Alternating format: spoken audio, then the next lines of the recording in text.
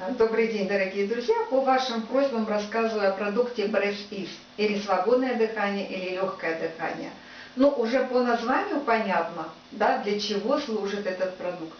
То есть, если человек простужен, он кашляет, да, и перед этим не важно, какой кашель, сухой или влажный, вот, но особенно если он влажный, да, это трахеит, это бронхит, это заложенные пазухи, да, то в этих случаях всегда можно использовать этот продукт. Причем сразу скажу, а то потом забуду. Чем раньше вы его начинаете использовать, тем более он эффективен. То есть вот еще только-только, кажется, что-то здесь болит, кажется, я простудился, да, то есть не ждите утра, будет лучше или не будет. Лучше сразу начинайте Breath Ease, он быстренько сработает, и вы выйдете быстро из своего болезненного состояния.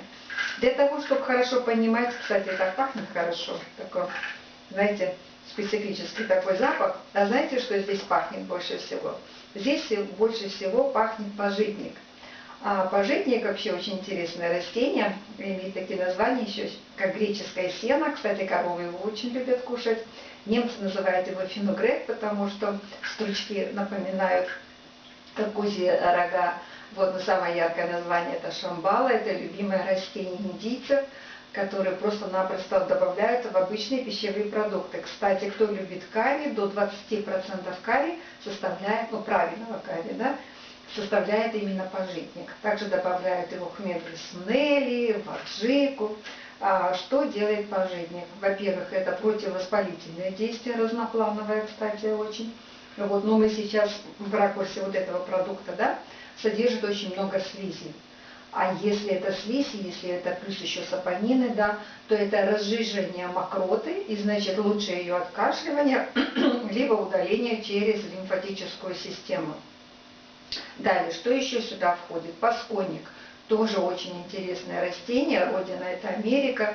И индейцы, например, всегда использовали это растение, используют, наверное, до сих пор, да, при именно вот лихорадке, при таких острых воспалительных заболеваниях. И американские колонисты тоже старались всегда его иметь при себе, именно для лечения острых таких респираторных заболеваний. Немецкие медики очень любят это растение, назначать при аденоидах, при гайморите. Тоже способствует чему? Разжижению мокроты, ее удалению, снимает спазмы дыхательных путей и очень сильное противовоспалительное действие. Дальше фенхель, прекрасное отхаркивающее действие и спазмолитическое.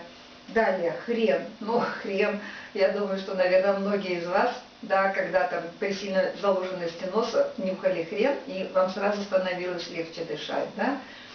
Кстати, Петр I в свое время издал указ, которым заставлял, да, было предписано этим указом, чтобы в каждом подворье было до 5 четвертей хреновой водки.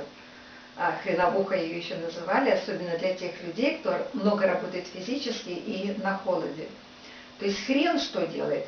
Опять-таки разжижает мокроту, улучшает ее откашливание, да, противовоспалительное, противомикробное, противовирусное действие. Но сразу мы с вами понимаем, что если есть хрен, то скажите, пожалуйста, можно ли использовать эту формулу при остром гастрите, панкреатите, холецистите, нефрите, то есть при острых проблемах со стороны ЖКТ, со стороны печени, желчного, поджелудочных почек, эту формулу за счет хрена мы с вами не используем. Ну, аналогично для беременных и кормящих мамочек. Далее, что еще сюда входит? Коровяк. Это, знаете, такое сорное растение, наверняка вы его все видели, такой треугольной формы, да, с большими листьями и такой желтый колосок на макушке. Кстати, интересно, что это растение в культуре не накапливает столько полезных веществ, сколько нужно бы. И поэтому компания NSP устраивает специальные экспедиции для сбора коровяка в природе, в дикой природе.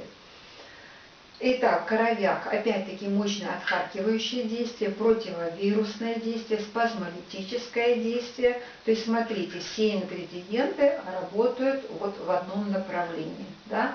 Уменьшить воспаление, снять спазмы, да, если это касается кашля, плюс разжижение мокроты и ее лучшее выведение.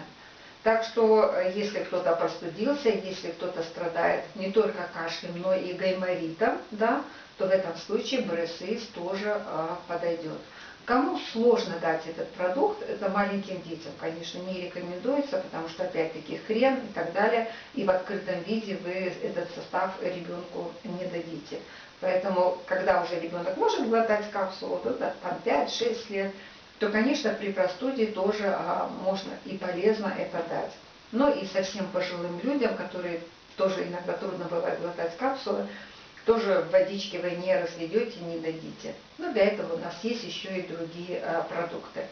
А так, пожалуйста, значит, смотрите, дозировка рекомендуемая. Вот по 1-2 капсулы каждые 2-4 часа. 2-4 часа. То есть не больше 8 капсул в день. Это понятно почему. Потому что хрен, потому что это раздражающее действие на желудочно-кишечный тракт. Поэтому, конечно, на голодный желудок не принимайте. Лучше это делать после еды. Вот. И может быть не 2 капсулы сразу, а допустим по капсуле, но большее количество приемов.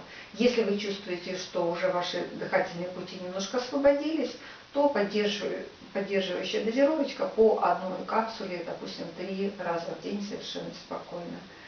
Так что, пожалуйста, Бресис, свободное дыхание или легкое дыхание, любая простуда, грипп, банальный трахеит, да, бронхит тем более, гайморит, то есть совершенно спокойно можете использовать. Так что, пожалуйста, берите на вооружение, будьте здоровы, не болейте. Пока.